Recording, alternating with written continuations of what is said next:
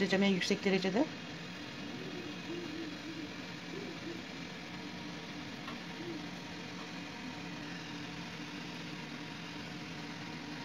Şöyle de göstereyim. Gayet güzel duruyor.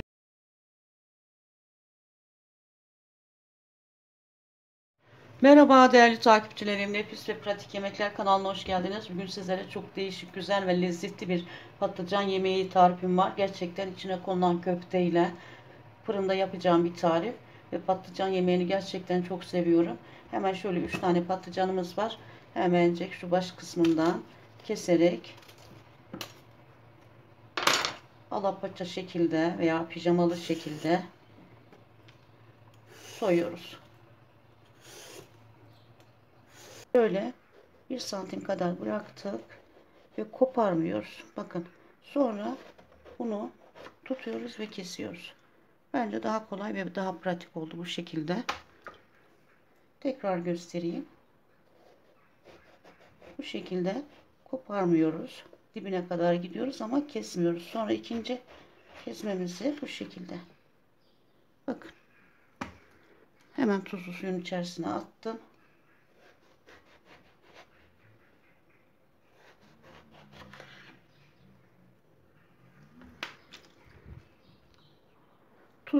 Tuzlu suya koyduğum patlıcanlarımı hemen üzerine şöyle bir ağırlık yapacak şekilde tabak koydum ve bastırdım ki daha güzel olsun, acı suyunu ve kara suyunu bıraksın diye hemen onu bir kenara bırakıyorum ve iç malzemesini, kıymasını hazırlamaya başlayalım.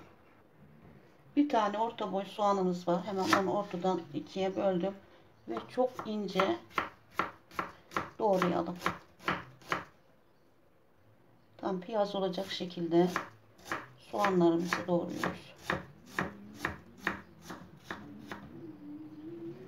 Sonra şöyle ortadan bir tane geçtik ve yine aynen öyle çok ince bir şekilde doğruyorum.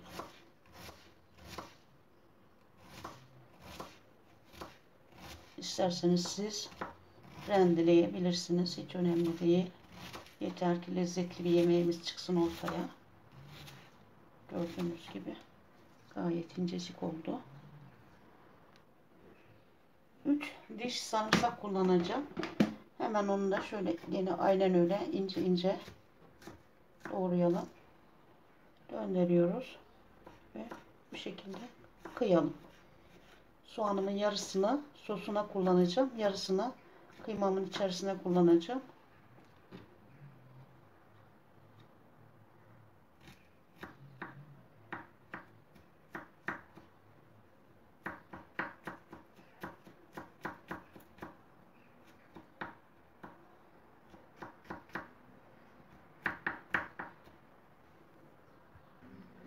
...500 gram kadar dana kıymam vardı. Hemen onları doğradığım malzemelerimi, soğan ve sarımsağımı kıymamın üzerine boşalttım.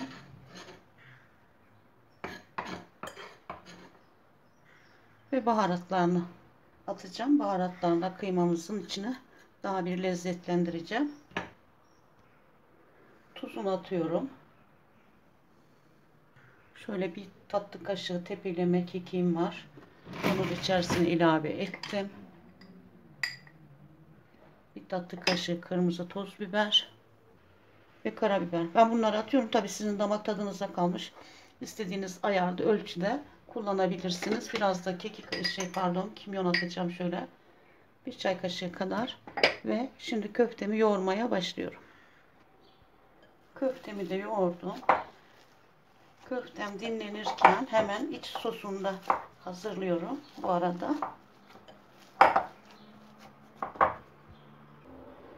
Yarım soğanımı da yemeklik doğruyorum. Sos için kullanacağım bunu. Yarısını köfteme koymuştum.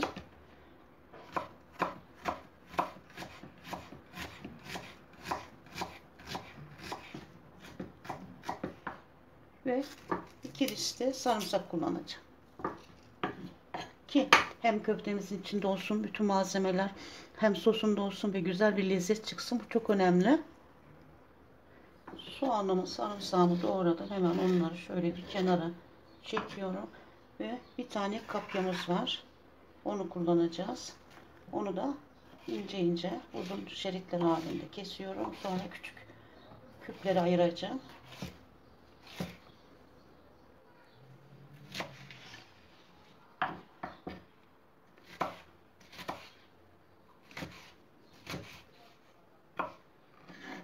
Sosumda kullanacağım için ne kadar küçük doğrarsanız o kadar güzel olur.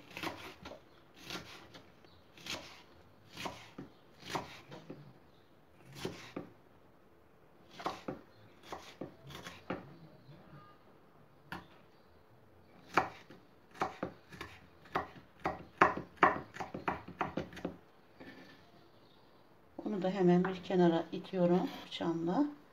Sonra yeşil biberlerim kaldı. Onları da doğrayacağım. Biberlerimi de şöyle ortadan ikiye bölüyorum. İçerisindeki çekirdekli kısmını çıkaralım.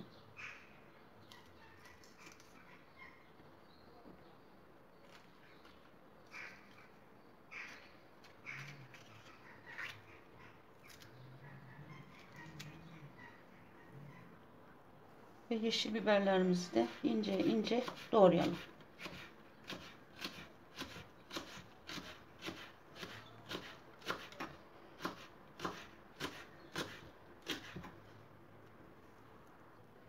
Bir tane orta boy domates.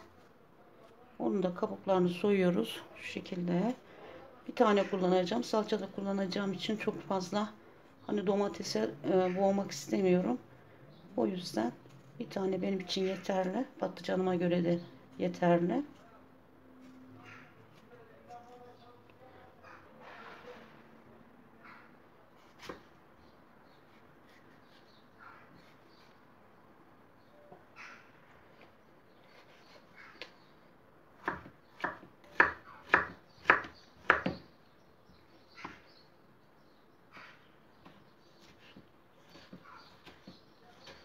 Domateslerimizi de minik minik doğradık.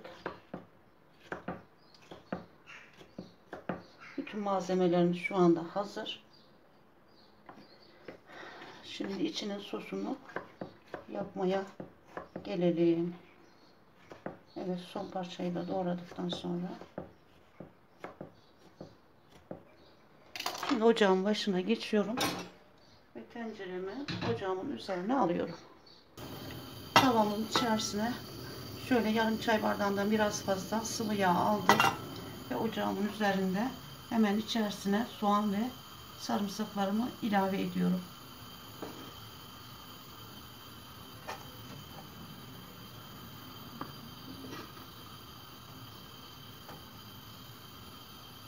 Biraz sarardıktan sonra biberlerimi ilave edeceğim.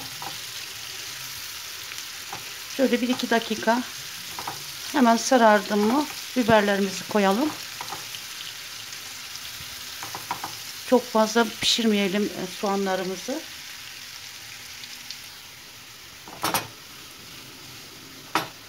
Evet, soğanlarımız oldu. Hemen üzerine biberlerimizi koyuyorum.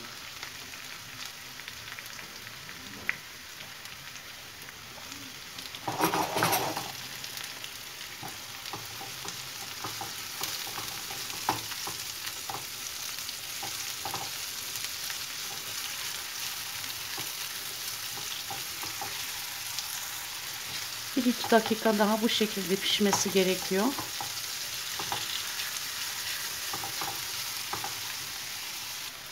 Biberlerimiz yeterince pişti. Hemen üzerine domatesimi ilave ettim.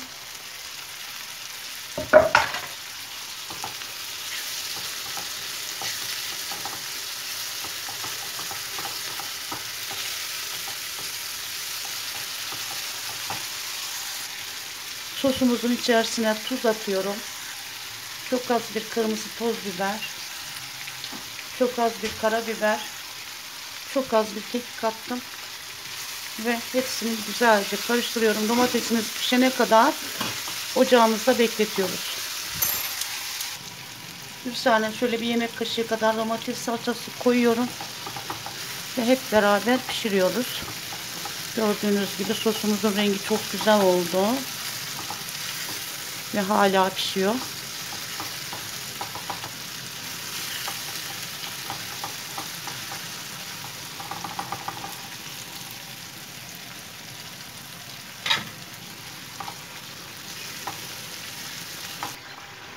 Toplamda 2 su bardağı su ilave ettim.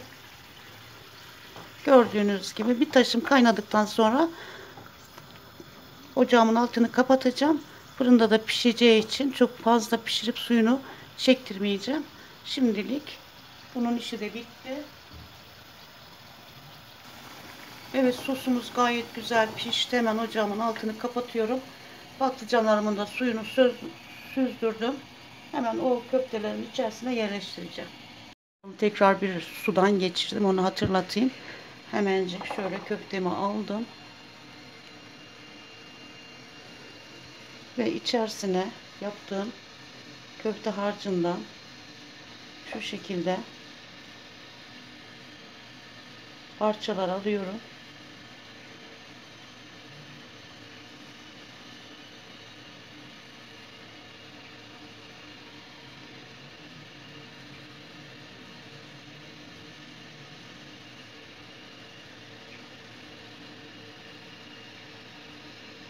Gördüğünüz gibi aynen bu şekilde ve köftelerim yukarı gelecek şekilde borcama diziyorum.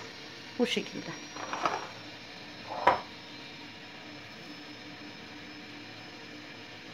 İyice alt kısımlara doğru ittirelim köftemizi. Gerçekten çok güzel ve lezzetli bir tarif.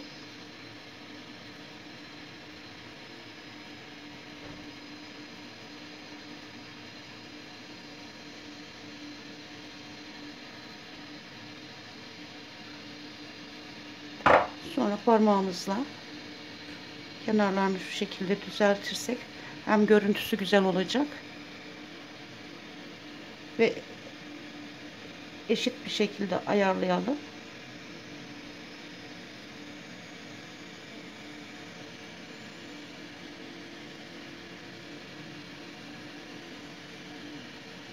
Evet.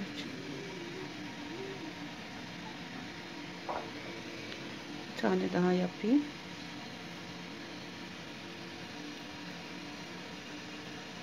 Bu arada fırınımı 200 dereceye aldım.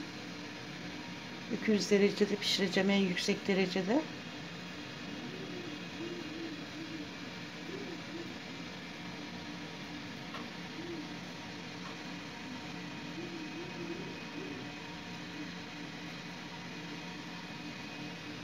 Evet.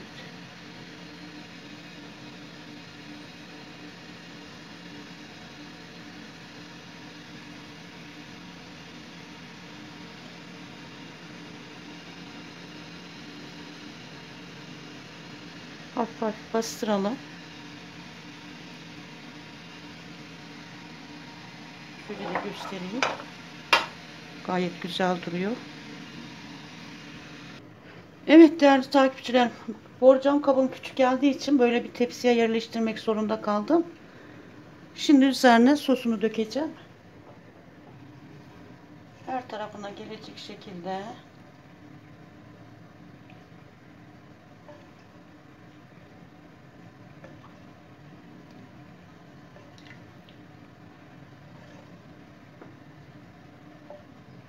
Fırınım bu arada açık. Denemek isteyenler de bu tarifi muhakkak denesinler. Gerçekten güzel ve lezzetli bir tarif.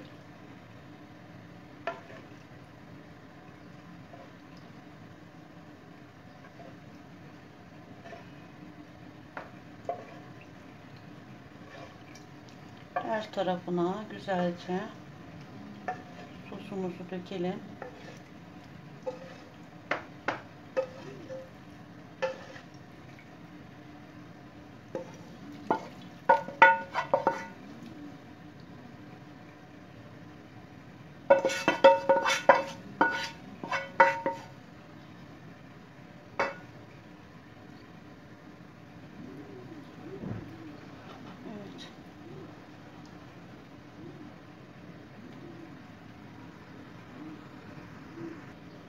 Şimdi önceden ısıttığım 200 derecelik fırına göndereceğim. Yalnız üzerine domates ve biberle de süslemesini yapacağım. Domateslerimizin bu şekilde yerleştiriyoruz ki daha güzel pişsin ve kızarsın. Eğer bu şekilde korsak domateslerimiz bozarır. Yani kızarmaz ve güzel durmaz. O yüzden ona da dikkat ederim. Ağız kısımları aşağıya gelecek şekilde gördüğünüz gibi yerleştirdim.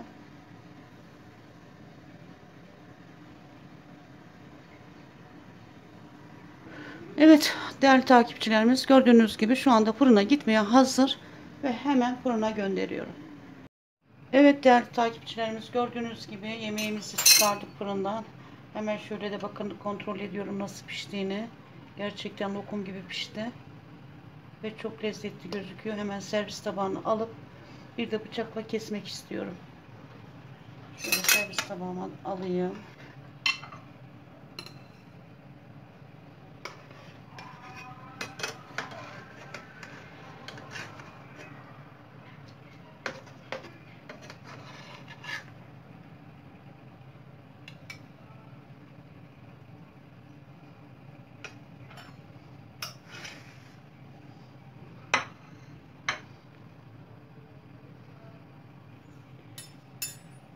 Gerçekten çok, gördüğünüz gibi gayet güzel pişmiş patlıcanlarımız. Lokum gibi olmuş. Köftemiz öyle.